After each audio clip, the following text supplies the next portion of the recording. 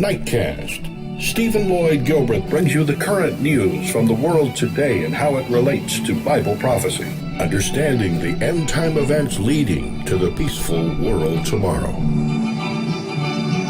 Ladies and gentlemen, Stephen Lloyd Gilbert. Greetings, friends, and welcome to this June 22nd, 2014 edition of Nightcast.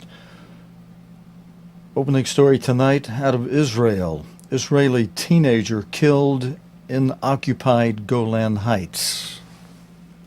It's the first time that there has been a death confirmed on the Israeli side, and the Israeli military is at the moment calling this the most substantial incident since the Syrian civil war started in 2011. There has been increasing action in this border area. We know that there are Syrian rebels fighting Syrian government forces in the occupied, in the Golan Heights rather, and in the occupied part of the Golan Heights, the communities there and the Israeli military have been growing increasingly concerned. What the Israeli military is saying in this case is that this was an intentional shooting by Syrian forces on a civilian vehicle, and that's what really makes it that much more significant for the Israelis as well. Of course, they've been increasingly worried about the violence in neighbouring Syria coming across the border into Israeli-controlled territory. OK, Yolan, we've got to turn our attention now to what's happening in the West Bank, this search for the 3 missing Israeli teenagers, and I think another couple of fatalities on the Palestinian side there. That's right. It's now the 10th day of the surge by the Israeli military in West Bank towns and cities. They're looking for 3 Israeli teenagers who went missing close to a busy hitchhiking junction in the West Bank, close to Jewish settlements there. And there have been more than 1,300 properties searched, we're told, by the Israeli military as they continue to look for these young Israelis, and also something like more than 300 Palestinians who have been detained. Now, we already knew last week that 2 Palestinians had been killed in clashes where the soldiers have been going into Palestinian towns and cities, and now overnight 2 more Palestinians reported to have been killed, according to Palestinian sources, one in the city of Nablus, where there were clashes that were going on between local youths and the soldiers, and we're also hearing of another death in Ramallah. Okay, thank you very much, Yolan Nail. And a very good report from Yolan. I have some additional information related to what she was reporting, though. Additional information regarding the 15-year-old boy who was killed in the occupied Golan Heights on the Israeli-Syria border when a blast hit the vehicle he was traveling in. 2 others, including the boy's father, a contractor, were injured. Military officials say the attack came from inside Syria and that Israeli tanks fired on Syrian army positions in response. The boy's death is the first fatality on the Israeli side of the plateau since the Syrian conflict began 3 years ago. Meanwhile, and the next story that Yolan went to, thank you again, Yolan, the Israeli soldiers have shot dead a Palestinian man in the West Bank city of Nablus. Palestinian officials say he would be the 3rd Palestinian to have died in clashes with Israeli troops searching for the 3 students who were kidnapped. Another Palestinian was reportedly killed in separate clashes in Ramallah, Israel, saying it is checking the reports. Yolan Nell reported to us on this from Jerusalem. And next, friends, we have a report out of Baghdad. The Sunni militants there have seized Iraq's western border And this thing is just going to say they're doing flash photography. I was going to probably try to just roll past it and right into the story. The heart of political power in Iraq, what used to be called the Green Zone. Senior politicians and diplomats here have been struggling to come to terms with the speed and ferocity of the ISIS attack, and their reaction is disturbingly bleak. There are still plenty of Shia volunteers enthusiastic about heading off to fight ISIS, but the security situation here is getting decidedly worse. The news came today that 4 more towns near the Syrian border west of Baghdad have fallen to ISIS. That means that for large stretches of territory the border doesn't exist. ISIS can flood into Iraq as it pleases from Syria. The Iraqis have had some successes, as these pictures of recent missile strikes show, but the 300 Hellfire missiles they had have now been used up, and the Iraqis are complaining bitterly that the Americans are slow about sending them more. Yes. When I met Iraq's foreign minister, he made it clear they needed outside help. I have requested formally from the United States for air power support. Iraq doesn't have an Air Force job. You see? Iraq doesn't have a single fixed-wing fighter plane. What's more, the Americans themselves only started using spy planes and satellites to track ISIS 2 weeks ago, though they've long known about the threat that ISIS posed. The Iraqi army, after its pathetic performance 10 days ago, when it effectively ran for it, is starting to do a bit better. And now only the most pessimistic people here think that ISIS will be able to capture Baghdad. Nowadays, this is a city of blast walls and roadblocks. But in the 11 years since the British and Americans invaded Iraq, I haven't seen a worse crisis than this, not even at the height of the sectarian bombings and kidnappings. Now, Iraq's future as a country could be at stake. John Simpson, BBC News, Baghdad. Okay, thank you, John Simpson from Baghdad. And friends, in the report you heard him point out how, or you heard in the report it pointed out how they have needs for weaponry and equipment, and the United States they've run out of what the United States has given them so far, and the United States is being very slow at replacing what they need.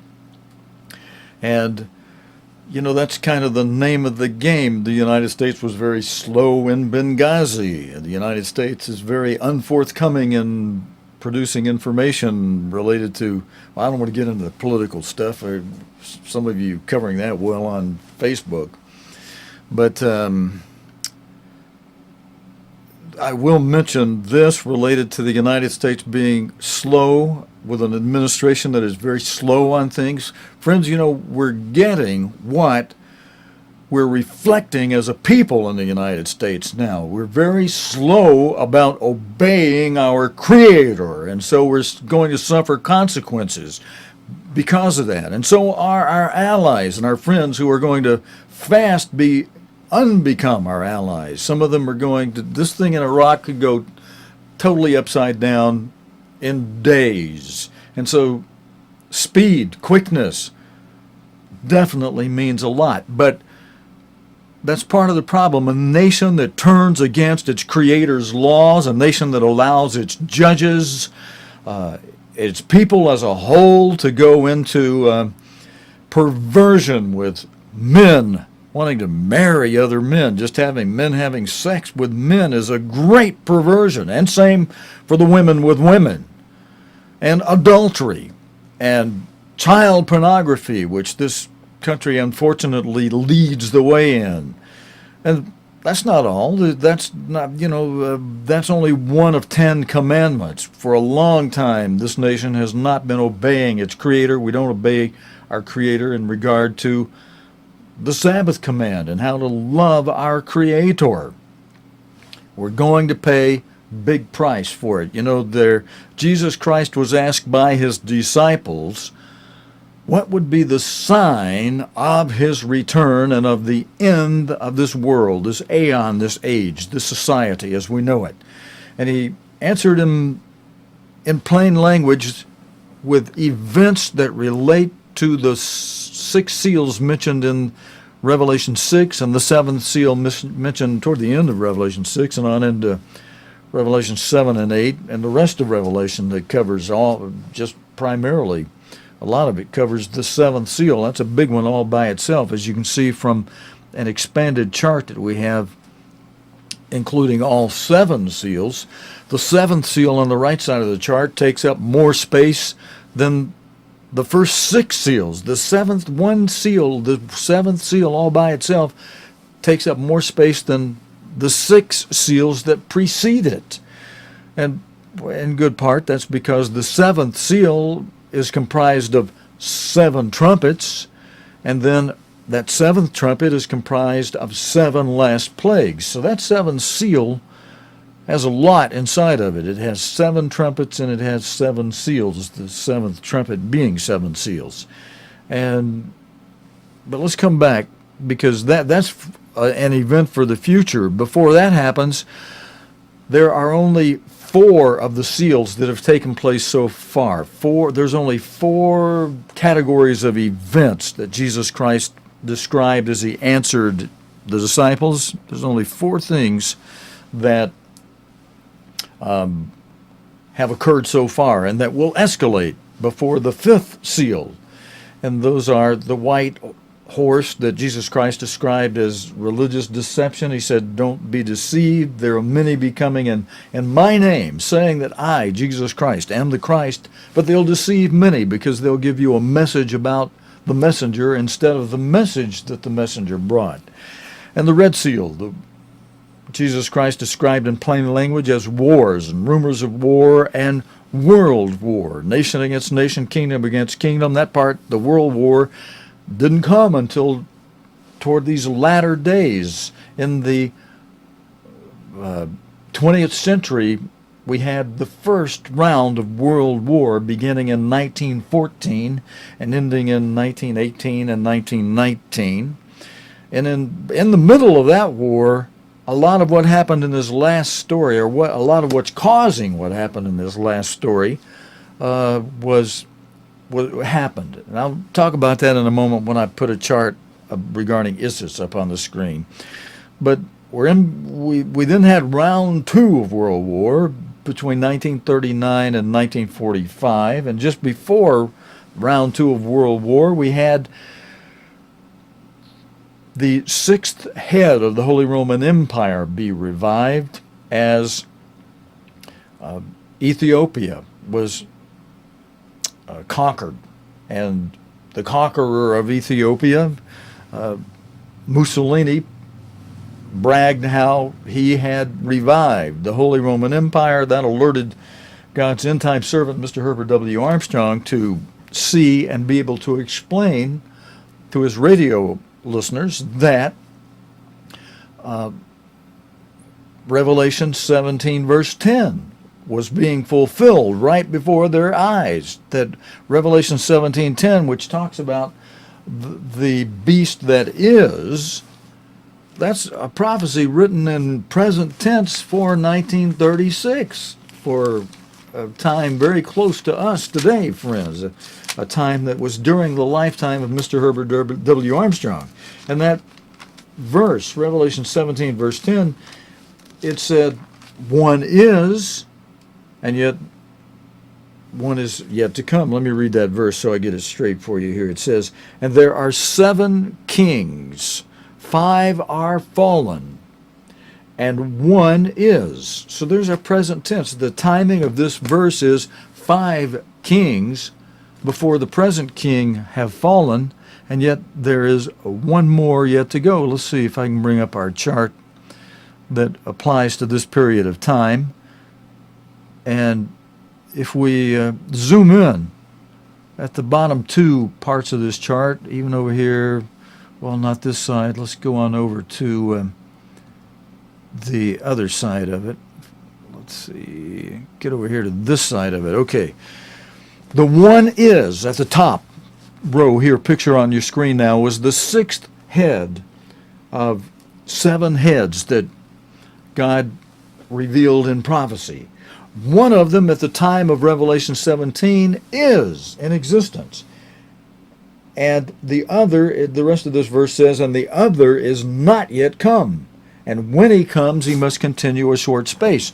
The one yet to come, that's illustrated by the bottom row, still verse 10 of Revelation 17, will be the 7th and final head of the Holy Roman Empire. It'll have 10 horns, 5 from the east, 5 from the west.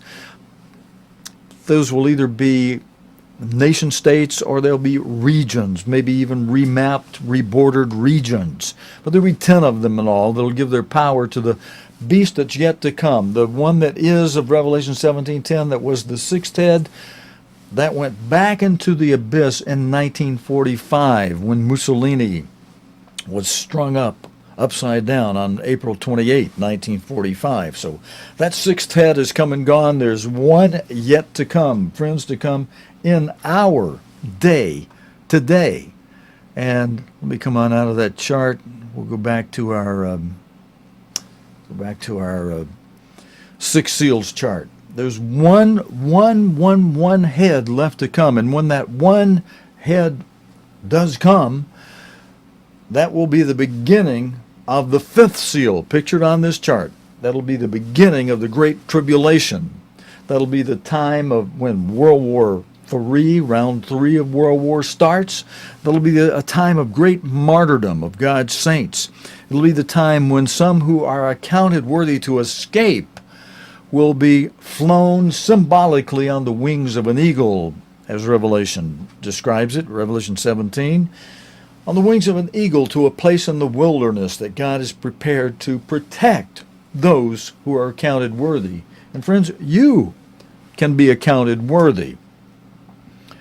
God wants people who obey Him, and that's the beginning of it right there.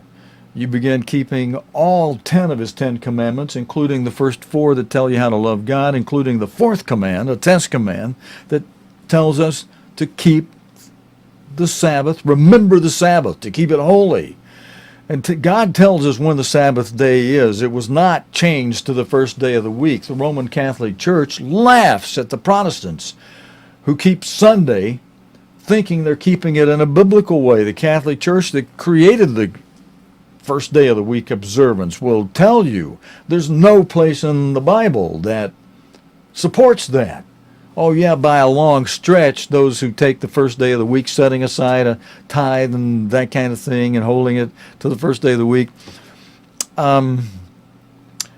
they're stretching all over the place. God tells us very plainly and clearly that the 7th day is the Sabbath.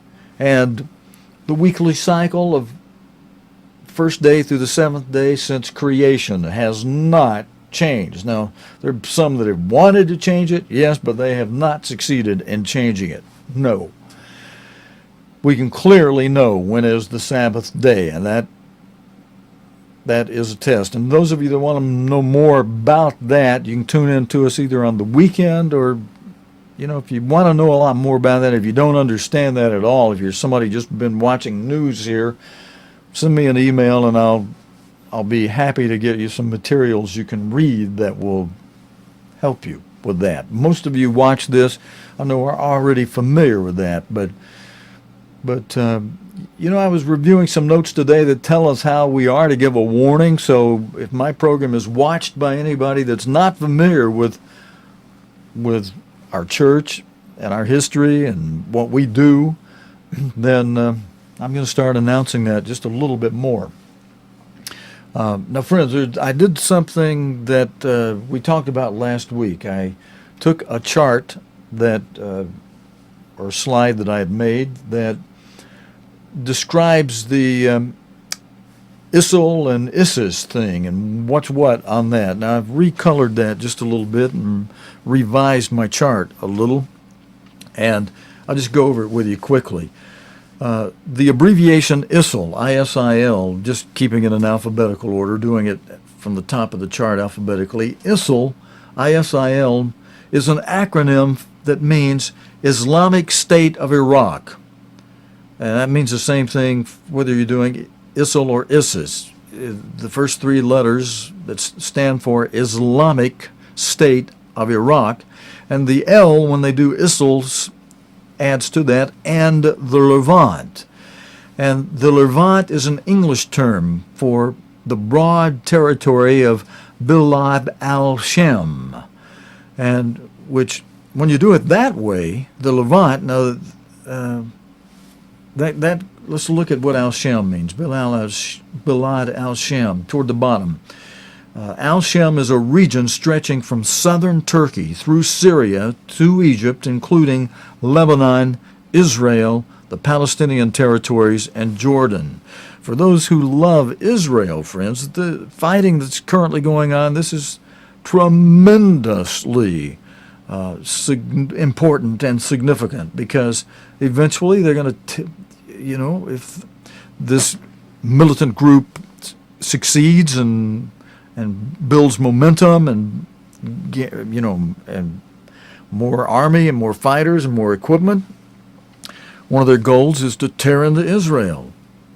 But compared to ISIS, the acronym ISIS, that stands for Islamic State of Iraq, and either S for Syria or S for Bilad al-Shem. Now, if you do it with and Syria, which is the older usage of ISIS, then it becomes that term becomes rather limited.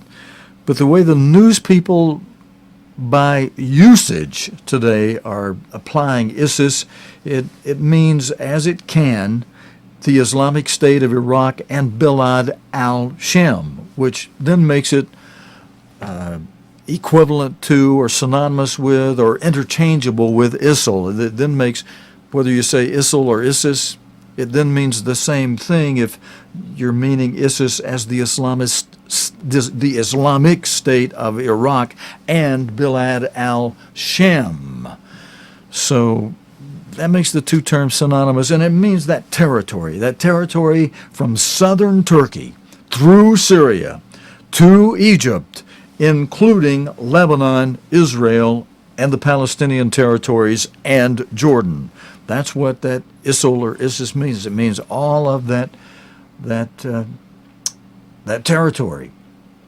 Now, but it's also being applied to mean the terrorist group that's intending to make all of that territory an Islamic state or caliphate in the entire al-Shem or Levant area, which, as I described to you before, southern Turkey through Syria to Egypt, including Lebanon, Israel, Palestinian territories, and Jordan. The most correct term for the terrorist group, which is limited to the terrorist group, is Daesh, which is the Arabic shorthand for that terrorist group. All right, I wanted to just share with you my notes on what I'm studying so I could understand when I talk to you about things, so I can understand what it is I'm saying to you. Now, friends, I made another chart that I worked on a good part of the day that I'm just going to share with you here toward the end of the program, because I believe there are some of you who are watching this who would be, or at least should be, extremely interested in this chart and the significance of it. I took the days that we are to be watching and I put them all on one chart in a little summary with quotes from Mr. Herbert W. Armstrong, the pastor general and apostle for a church that Jesus Christ has been building during the last a little better than 80 years. He began building through Mr. Herbert W. Armstrong beginning back in 1933, began to work on Mr. Armstrong himself after having called his wife back around 1926, 1927. Mr. Armstrong died, as many of you know, in 1986 after giving credit to God for having built through him a mighty church, a church which most of you watching, friends, know is members. The church is not a building. It's not an organization. It's those God called to be his elect, his spring harvest, his first fruit, and who he is fitly framing into a building that will be a spiritual temple to which Jesus Christ returns as his bride and marry, which Jesus Christ will marry that spiritual temple, his bride, us, who's framing into that spiritual temple. Now, this weekend I covered how that fact, that new understanding which God gave to Mr. Armstrong in 1981, and we played the sermon that he gave that new understanding in. We played the last part of that sermon that during which he gave that new understanding.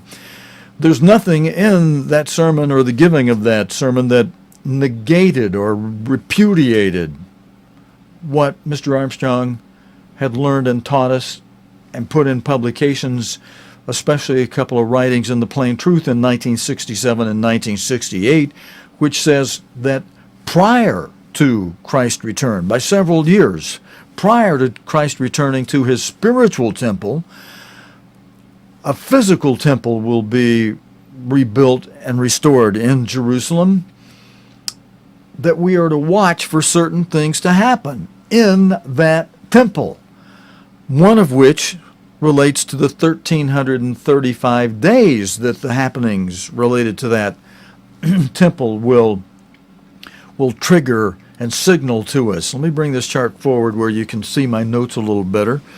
And at the beginning, at a point that's approximately 1,335 days before Jesus Christ's return, Europe will unite in such a way that it'll be a real federation. It'll truly be a united Europe, not just the EU. It'll be a real united Europe, as Mr. Armstrong put it in a Good News article in January of 1980 regarding the revived Holy Roman Empire. It'll revive as a federation, and when it does, it'll appear as the revived Holy Roman Empire, the seventh head of the revived Holy Roman Empire, as we mentioned from the chart I put on the screen a moment ago with the sixth and seventh head on it from Revelation 17, verse 10.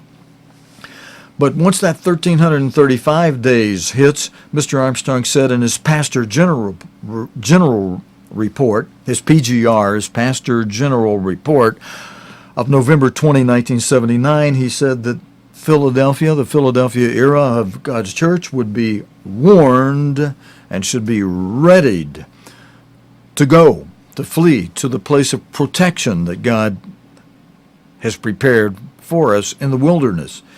And then, friends, the next thing on my chart, let me just come back here for a moment. The next thing on our chart, middle part of the chart that we'll cover and go to here, is the 1,290 days. And I see I got too much light in the studio.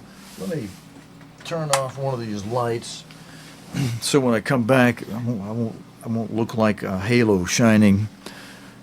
You know, I'll look more like maybe the real me instead of whatever appearing on the screen with the extra light on. But the 1,290 days right in the middle, the beast armies, now the beast being that seventh head of the revived Holy Roman Empire, his armies, that beast armies, will surround Jerusalem. And that'll be a signal that there's 1,290 days until Christ returns, and that's a signal for any in Judea to flee to the mountains. That'll be the time when the Philadelphia era is taken symbolically on the wings of two eagles to that protection, that place of protection in the wilderness God has prepared. And I got you a quote here, and these are available online on the internet. You can pull up all over the place Mr. Armstrong's Pastor General reports. This one from January 23, 1981.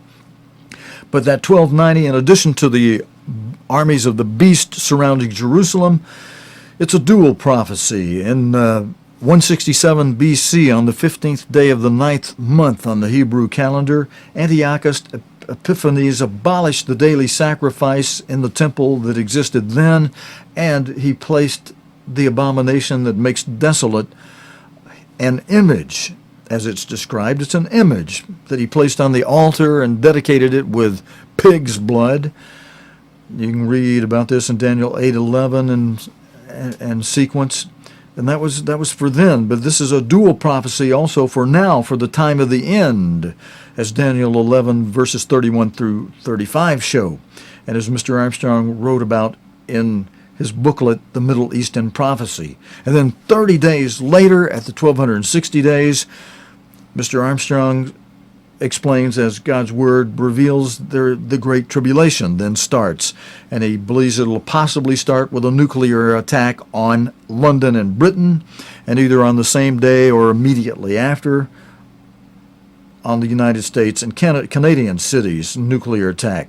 This from Mr. Armstrong's Pastor General Report of November 20, 1979, entitled, the section entitled, The Time We Are In Now.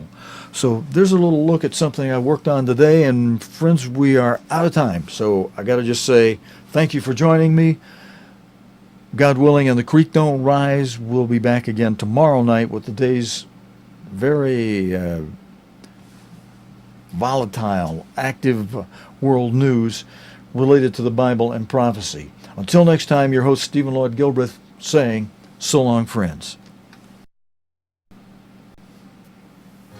You have been watching Nightcast with Stephen Lloyd Gilbert. Nightcast can be seen Sunday through Thursday nights here on cogtv.org. Tonight's program is also available anytime on demand in the cogtv.org video archive.